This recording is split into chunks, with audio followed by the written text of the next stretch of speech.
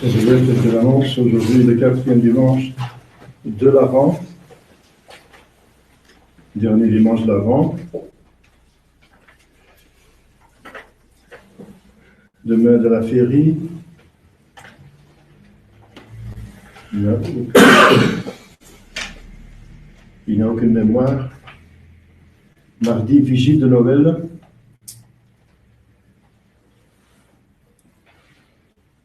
Donc la vigile de Noël est préparation à Noël, mais les conférences épiscopales de Belgique et de France ont décidé, après la permission du pape Pie XII, que l'abstinence et le jeûne obligatoire se fait l'avant-vigile, donc le 23, donc lundi demain. Probablement pour laisser l'occasion aux familles de faire un repas familial la nuit de Noël, enfin le soir. Et deuxième raison, pour ne pas épuiser les gens et les prêtres qui doivent être à jeûne pour la messe de minuit, alors ça épuise les forces. Donc voilà. Donc, je pense pour ces deux raisons que obligatoire, donc c'est une grande obligation, hein, pour le dire sous péché mortel, donc c'est une grande obligation. Les lois de l'Église obligent sous péché grave de faire abstinence le 23 décembre et jeûne. Une réglementation donnée par Pie XII, le dernier pape qui a réglé l'affaire, donc c'est toujours valide. C'est que le pape, lui, sur terre, sera lié dans le ciel, selon les paroles de Jésus-Christ. Donc, le 23, pour les personnes je vais répéter la chose, entre 21 ans et 60 ans, le jeûne est obligatoire, un seul repas par jour, à satiété, une petite collation est permise le matin et le soir. L'abstinence, c'est l'abstinence de viande et de jus de viande. Donc aussi bouillon dans la soupe, faites attention, ne mettez pas de bouillon dans la soupe. C'est encore jus de viande. L'abstinence, c'est de 7 ans jusqu'au décès, jusqu'à la fin de la vie. Et voilà, donc c'est deux choses que l'Église oblige de faire. N'oubliez pas. Le 24, la vigile de Noël, je serai ici le soir. Donc, si vous voulez vous confesser, il y a 1 heure en avance déjà, ou 2 heures en avance, 1 heure en avance plutôt. Possibilité de vous confesser. C'est obligatoire. La confession est obligatoire 1 fois par an, donc avant la communion de Pâques. Et encore est-elle obligatoire seulement s'il y a un péché mortel. Mais c'est tout à fait convenable qu'on se confesse régulièrement, 1 fois par mois, c'est déjà bien. 1 fois toutes les 2 semaines, c'est mieux, parce que si vous vous confessez toutes les 2 semaines, vous avez droit aux indulgences plénières. Parce que pour une indulgence plénière, il faut avoir confessé 8 jours avant ou 8 jours après. Donc, si vous confessez toutes les 2 semaines, c'est bon. Vous avez tous les jours possibilité d'avoir des indulgences plénières. Encore selon Pie XII. Donc toutes les 2 semaines, c'est l'idéal. Quoique les dominicains, à l'époque, se confessaient tous les jours. Confession de dévotion, bien sûr. Et c'est le père Pope de se confesser tous les jours. Donc il y a des confessions de dévotion. Ça donne une grâce sacramentelle, donc très forte. Je vous assure que ça marche. Donc c'est dans la règle dominicaine, en tout cas du Moyen-Âge. Maintenant ils ont laissé tomber, les dominicains d'Avril ont laissé tomber cette règle, qu'avant la messe, tout prêtre devait se confesser. Et saint Thomas d'Aquin, par exemple, célébrait tous les jours la messe, ce qui n'est pas obligatoire pour un prêtre. Le prêtre doit tous les jours réciter son bréviaire. mais il n'est pas tenu à la messe tous les jours, mais on le fait quand même par la nécessité de la grâce, le bienfait que donne la messe. Il se confessait au père original qui était son secrétaire et vice-versa. Donc, pour avant la messe, c'est beau. Un saint qui se confesse tous les jours. Eh bien, le père Pop, né, Edvard Pop, né qui est le dernier prêtre qu'on a connu en Belgique, qui est mort en ordre de sainteté, se confessait aussi tous les jours, dès qu'il avait la possibilité. Mais ce qui est obligatoire, c'est de se confesser dès qu'il y a un péché mortel. C'est obligatoire absolument, c'est raisonnable. Donc c'est obligatoire. Donc la seule confession qui est obligatoire, c'est après un péché mortel. En tout cas, c'est convenable et c'est une belle tradition qu'on se confesse avant les grandes fêtes, même les péchés véniels. Vous savez, la matière propre de la confession, c'est les péchés mortels, parce qu'on a besoin de sortir du péché mortel pour aller au ciel, on peut toujours mourir, c'est quand même important. Mais quand même, la matière suffisante, c'est les péchés véniels. Il est quand même très utile, n'est-ce pas, d'avoir aussi la rémission des péchés véniels. Et comme je vous dis, ça donne toujours une grâce sacramentale qui est la plus forte des grâces. La source la plus forte des grâces sont les sacrements. Et c'est un sacrement, un des deux sacrements qu'on peut réitérer. La plupart des sacrements sont uniques, ou quelquefois dans la vie. Hein. Comme vous savez, le baptême, la confession, la confirmation, je veux dire, et la prêtrise sont uniques, puisque ce sont des consécrations. Alors, l'extrême onction, le mariage peut se réitérer, mais rarement. Ça ne se fait pas tous les jours quand même. Et on peut se marier plusieurs fois dans une vie, on peut recevoir plusieurs fois l'extrême onction.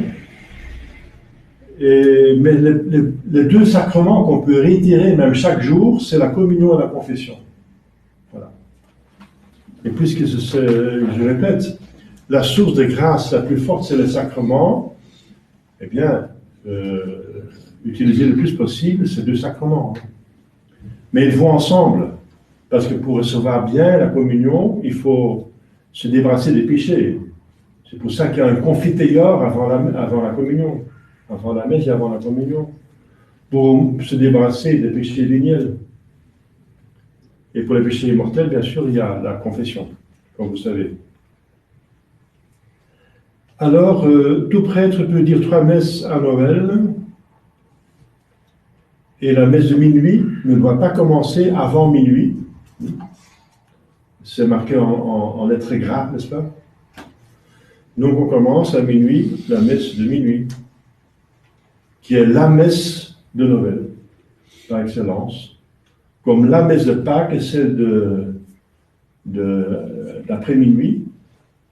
La messe de la résurrection, c'est juste après minuit. Jésus est ressuscité juste après minuit. Donc c'est la messe par excellence. Pourquoi toujours à minuit?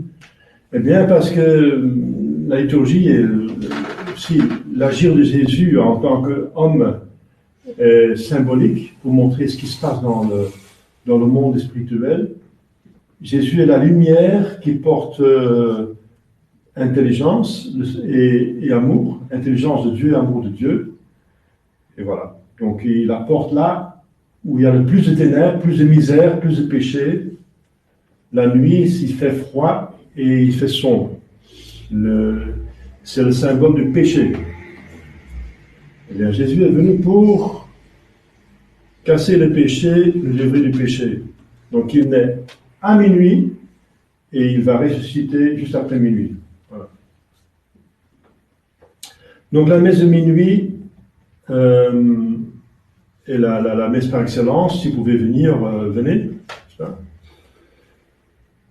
Et ensuite, il y a 2 messes habituelles. À 10h, ici, la deuxième messe de l'aurore, ça s'appelle de l'aurore. sera donc célébrée ici à Belleuil. Et la messe du jour, ce sera célébré à Alost à 6 heures. Donc c'est l'horaire habituel du dimanche et des jours d'obligation. Donc le 25 décembre, la Nativité de notre Seigneur Jésus-Christ, fête d'obligation, bien sûr.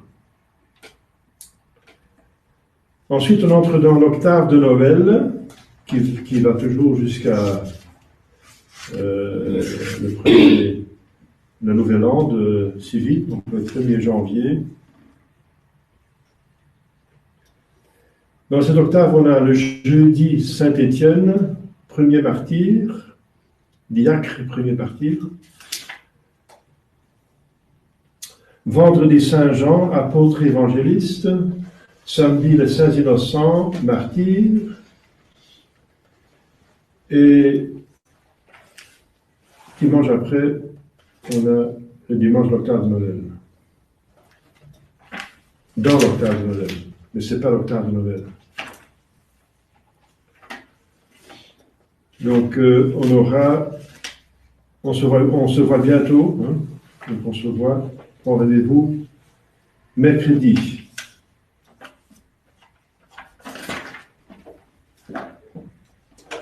Priez bien parce que ce sont des fêtes, la Providence tient compte des fêtes liturgiques pour distribuer les grâces. Ça, c'est sûr. Au nom du Père et du Fils et du Saint-Esprit, ainsi soit-il. Chers fidèles, l'Église va nous encore parler, heureusement, de Saint Jean-Baptiste. J'en ai parlé dimanche dernier, que Jean-Baptiste est la dernière, l'ultime préparation à la venue du Messie. Donc il faut bien étudier Saint Jean-Baptiste pour savoir comment recevoir Jésus le mieux. Quelles sont les aptitudes, les dispositions de l'âme et du corps, parce que ça va ensemble, les dispositions les meilleures pour au plus recevoir les grâces, le mieux recevoir Jésus-Christ dans son cœur. Parce qu'il vient parmi nous pour entrer dans notre cœur, bien sûr. Il veut, en tant que Dieu, il le dit bien, gardez mes commandements et je viendrai habiter en vous avec mon Père. Et il va envoyer le Saint-Esprit, avec les 3 personnes. Donc le but de l'Avent, c'est l'inhabitation de la Sainte Trinité par Jésus-Christ, et de garder cette inhabitation jusqu'à la mort. Et cet amour de Dieu, cette inhabitation, vous donne le ciel. C'est le ciel finalement, être avec Dieu. Mais la seule différence entre la terre et le ciel, c'est qu'on va le jouir de Dieu. La différence entre quelqu'un qui meurt en état de grâce et après qui entre dans le ciel, c'est qu'il va que la grâce se développe, s'épanouit en gloire. Voilà. Donc ça, c'est le but de la venue de Jésus. Dieu descend sur terre pour délivrer l'homme du péché, le préparer, demander sa collaboration et de l'amener au ciel. Donc c'est un mouvement vertical, anagogique, dirait Saint Jean de la Croix. C'est le mot grec pour vertical, tout simplement. C'est un mouvement anagogique contre tout ce que le monde vous propose, parce que le monde vous propose des mouvements horizontaux. Tout est horizontal. Vers les créatures, vers les autres, et oubliez ce qui vous élève. Mais le mouvement fondamental, c'est le mouvement vertical. Et ensuite, le mouvement horizontal, fondé sur le mouvement vertical. Ça veut dire l'amour du prochain est fondé sur l'amour de Dieu parce qu'on aime le prochain pour l'amour de Dieu, par amour de Dieu, et pas autre chose. Autant que pour autant que. On aime les créatures autant que pour autant qu'ils nous amènent vers Dieu. Donc, et voilà, c'est symbolisé encore par la croix. La poutre la plus importante, c'est la poutre verticale. Et la poutre horizontale est appuyée sur la poutre verticale. Mais la première chose, c'est de se mettre en ordre avec Dieu et ensuite avec les hommes. Voilà. Donc c'est le mouvement de Jésus. Le mouvement de Jésus, l'action de Jésus, la mission, ce qu'il est venu faire sur terre. Alors, le texte nous montre de l'Évangile aujourd'hui des détails extraordinaires sur les circonstances de l'action de Saint Jean-Baptiste. L'énumération de tous ces personnages, soit princes, soit pontifes, pour rendre son récit, donc l'évangéliste, Luc, Saint Luc, plus précis et plus authentique, en rattachant les faits à une époque et à des noms connus de tous, à l'époque en tout cas, et indiquant ainsi les moyens d'en vérifier l'exactitude. Ensuite, pour montrer l'excellence de celui que Jean vient annoncer au monde. Celui-là, le souverain tempérant, le grand pontife, le roi de l'univers, dont le règne va commencer. Enfin, il veut prouver par le triste état politique et religieux de la nation juive que les temps prédits par les prophètes pour la venue du Messie sont arrivés. Le sceptre, citation, était sorti de Juda. Voilà. Le sceptre, c'est-à-dire l'autorité souveraine. Parce que le gouvernement du pays était passé tout entier aux mains des étrangers, les Romains. Donc la Judée n'était plus qu'en fait qu'une province romaine administrée par Ponce Pilate, au nom de Tibère, successeur immédiat d'Auguste. Alors il y a des tétrarques, ça veut dire des petits rois de la quatrième partie d'un pays. Le tétrarque, ça vient de quatrième en grec. Et arc, ça veut dire celui qui règne, le premier en chef et en pouvoir. Tétrarchus. Tétrarque. C'était des petits rois. Ils ont encore ils n'étaient guère rois que de nom. Donc leur autorité était bornée, absolument dépendant du bon plaisir de l'empereur de Rome. Donc le temps du Messie était arrivé. Le sceptre de Juda est éloigné. Alors, ce qui est important, c'est le contenu de la prédication de Saint Jean-Baptiste. Celui qui nous prépare, nos âmes et corps, à la réception du Sauveur qui va nous donner le ciel, vous amener au ciel. Et ce n'est pas facile aujourd'hui, aller au ciel. Ça ne va pas tout seul. On n'est pas porté par une société catholique. On n'est pas porté par la prière des couvents. À mon époque, on pouvait se passer, malheureusement, du chapelet quotidien. Peut-être une petite prière du matin et du soir, avant l'après-repas, puis voilà. Puisqu'il y avait des couvents partout, n'est-ce pas? En Belgique, en France, c'était énorme. Des sœurs qui se sanctifiaient, qui priaient pour toute la chrétienté. Toute la société était couverte de prières des religieux. Voilà. On en profitait. Mais tout ça, c'est parti, n'est-ce pas? On est réduit à un tout petit nombre qui a gardé la foi pleine, parce qu'il y a pas mal de gens qui se disent catholiques, comme vous savez, mais qui ne sont pas. Alors Dieu va les juger. On est dans un régime de l'Ancien Testament, de façon de parler.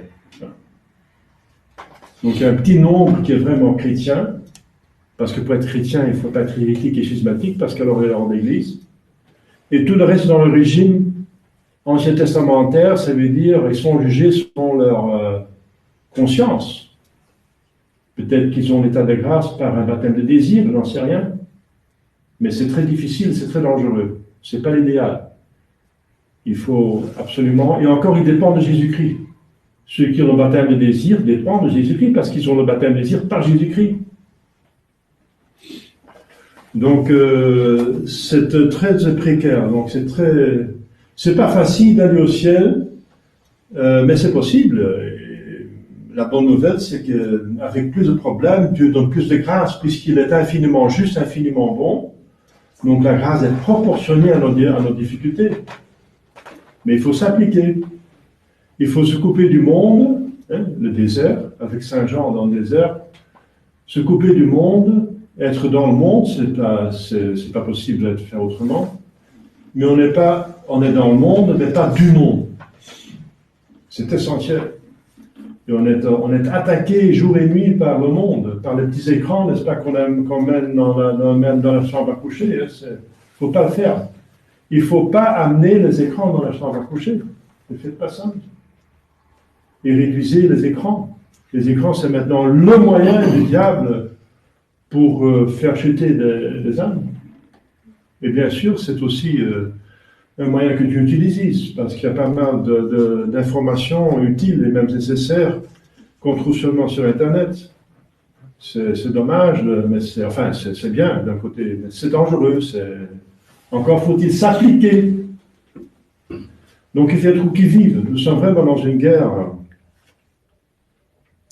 Alors, Saint Jean-Baptiste, on va encore l'étudier ici dans le contenu de sa prédication. On a vu son comportement, et il était dans le désert, il portait des vêtements rudes, donc et la nourriture rudimentaire, donc la pénitence corporelle, la prière, il était dans le désert, la prédication, s'occuper des bonnes œuvres, de faire le bien, l'apostolat. Bien sûr, il avait une mission extraordinaire, mais chacun a une certaine mission, un office, une vocation sur terre. On a tous un acheminement spirituel. On a la même foi, mais tout le monde a une voie spirituelle individuelle, parce que ça dépend des vertus et des vices. Il faut suivre ces vertus et les développer, mais raisonnablement, de la bonne mesure, parce que la vertu se trouve au milieu, le juste milieu. Sauf l'amour de Dieu, la foi et l'espérance ont quelque chose d'infini. Aussi l'humilité, parce que Dieu est infini. Donc la mesure de l'âme et Dieu, c'est le mien sans mesure. Mais toutes les autres vertus ont une certaine mesure. Tout ce qui est rapport à Dieu est infini. L'humilité aussi, c'est se trouver devant Dieu. Comment Dieu est infiniment grand, moi je suis enfin infini. Par rapport à Dieu, je suis infiniment petit. Mais pour le reste, donc même cette vertu a sa mesure. Et puisque la mesure, elle a Dieu comme objet, sa mesure est de l'infinité, bien sûr, puisque la mesure de Dieu est l'infinité.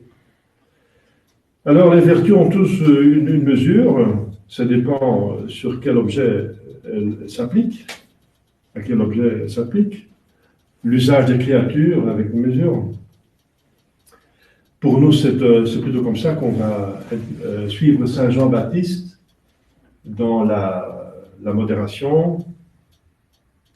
Et on a vu son humilité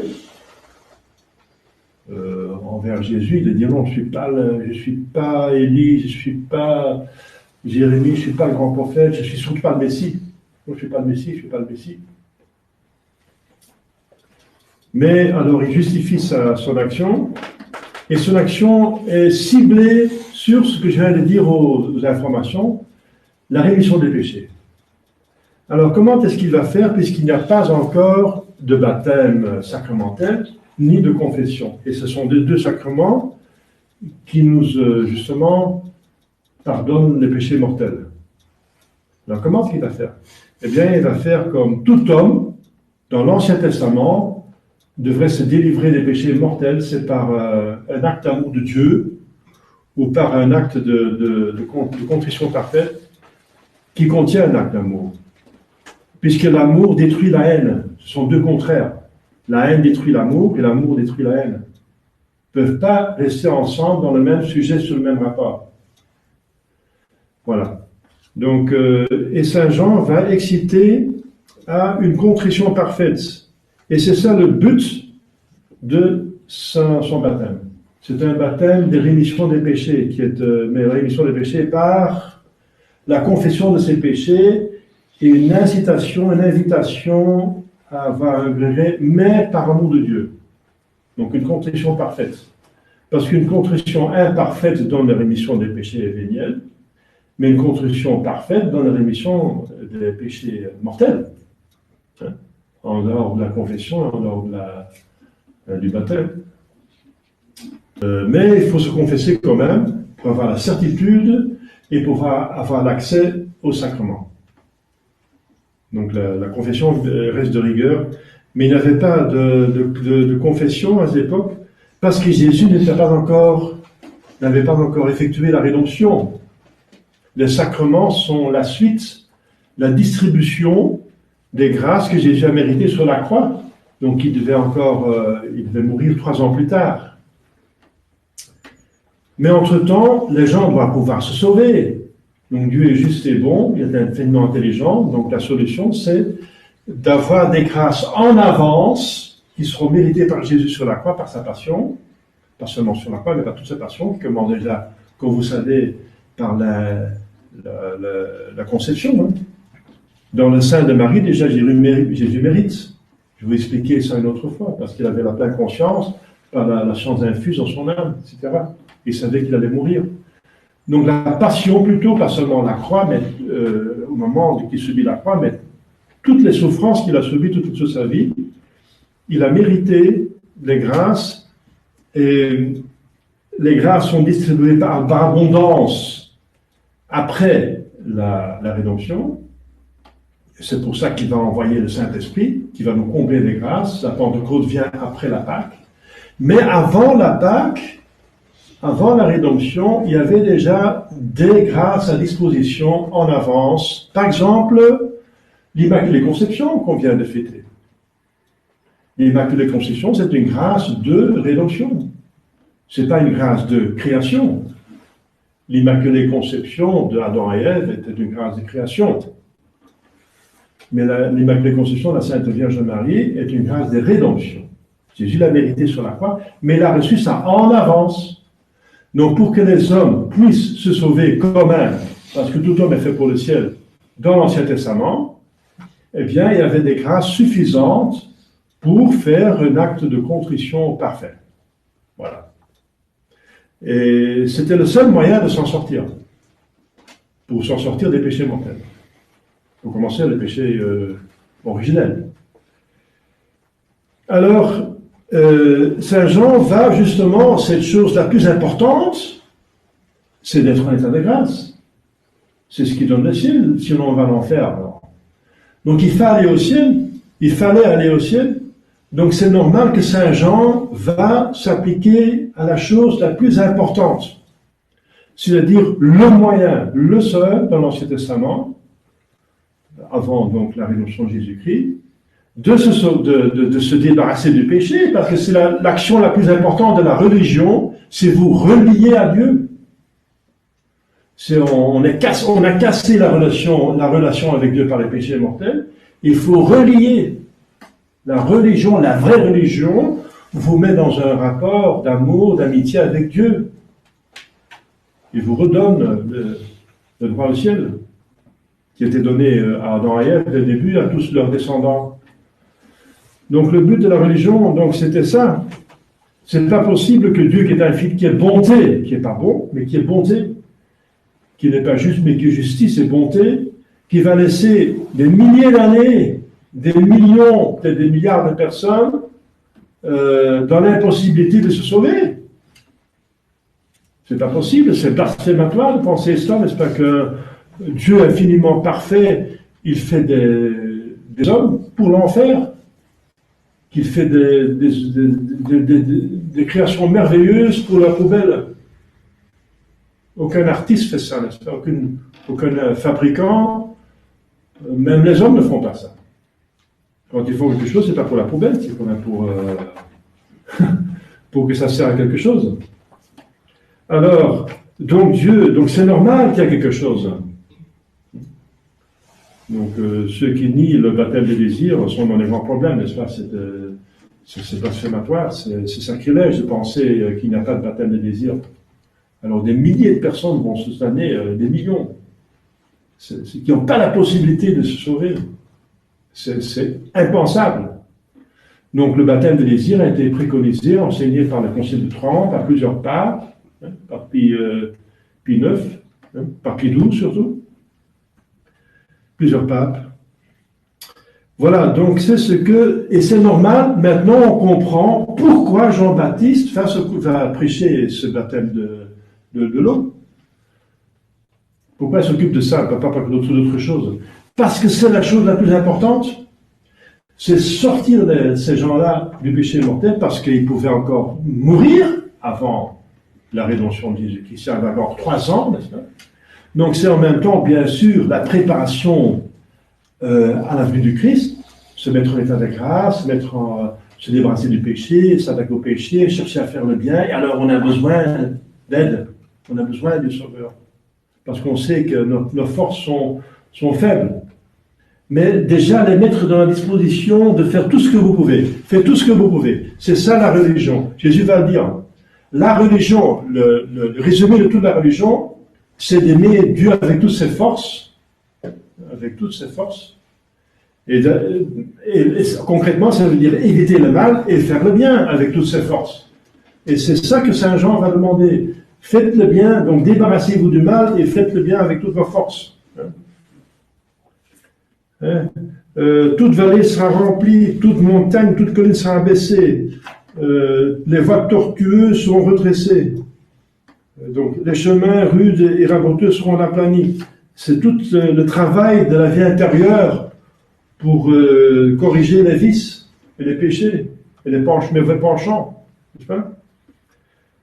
Donc ce travail, Saint Jean-Baptiste demande de faire ce travail, et il donne déjà à l'époque le moyen par excellence, le seul moyen pour sortir du péché mortel et être en état de grâce pour aller au ciel. Et ensuite c'est la préparation, parce qu'on sent très bien que pendant des milliers d'années, les gens ont très bien senti qu'ils sont faibles, que c'est très difficile, qu'on a besoin d'un sauveur, qu'on a besoin d'une grâce beaucoup plus forte. Et Jésus va dire que la grâce est très forte, parce qu'il va dire Saint Jean, c'est le plus grand saint de l'Ancien Testament, mais le plus petit du Nouveau Testament sera plus grand que lui. C'est pas par les mérites personnels, mais par les mérites qu'ils ont à leur disposition de Jésus, par la grâce. Vous vous rendez compte? Et c'est ça ce que Saint Jean-Baptiste vient faire. C'est magnifique. Donc, chers fidèles, toute vallée sera remplie, ça veut dire toute vie stérile et inutile sera rachetée. Donc, la vallée, c'est se laisser aller, quoi. Sera rachetée par la pratique de la vertu et donnera une riche moisson de mérite. Vales abundabunt frumento. Il y aura une riche moisson. Tout cœur vraiment contré, humilié, sera comblé de grâce et de biens spirituels et se remplira de bonnes œuvres. Toute montagne et toute colline sera abaissée. Ça veut dire quoi? Eh bien, c'est-à-dire que les esprits superbes, les orgueilleux et les ambitieux, à outrance, devront être rabaissés et humiliés. Car ce Dieu qui va descendre jusqu'à notre misère et notre néant, il résiste les superbes et il donne la grâce aux humbles. Voilà.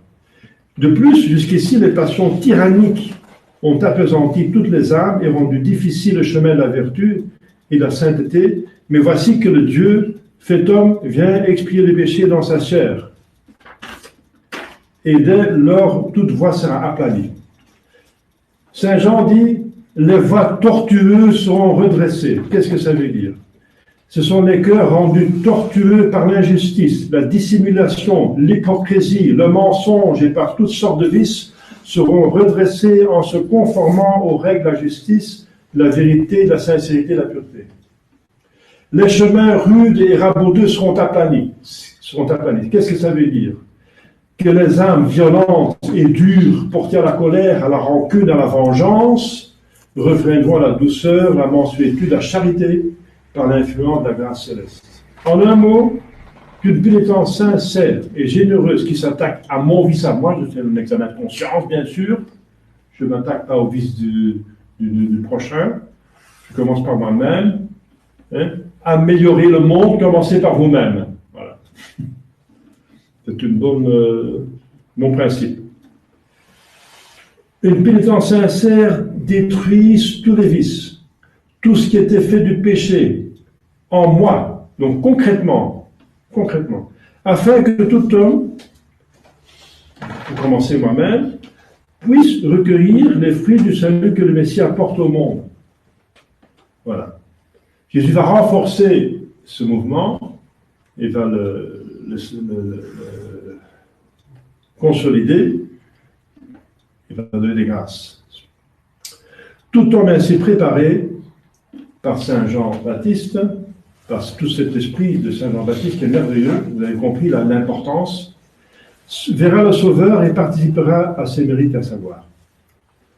Voilà, ô Jésus, ô Marie, accordez-nous la grâce de faire de dignes fruits de pénitence. Aidez-nous à purifier notre cœur de toute souillure, à vous désirer avec ardeur, à vous recevoir avec amour, afin qu'après avoir contemplé et imité votre vie d'abaissement et d'humilité sur la terre, nous méritions de vous voir un jour dans votre gloire au ciel et de jouir de vous pendant toute l'éternité. Je vous conseille comme prière l'oraison universelle du Pape Clément XI, page 164 dans le livre bleu, qui est tout un examen de conscience, qui est incroyable. C'est une prière qui contient toutes les vertus qu'on doit, les vertus les plus importantes qu'on doit exercer. Cette prière, oraison, ça s'appelle l'oraison universelle l'oraison universelle du Pape Clément XI. C'est voilà, concrètement l'application de la prédication de Saint Jean-Baptiste. Au nom du Père et du Fils et du Saint-Esprit, ainsi soit-il.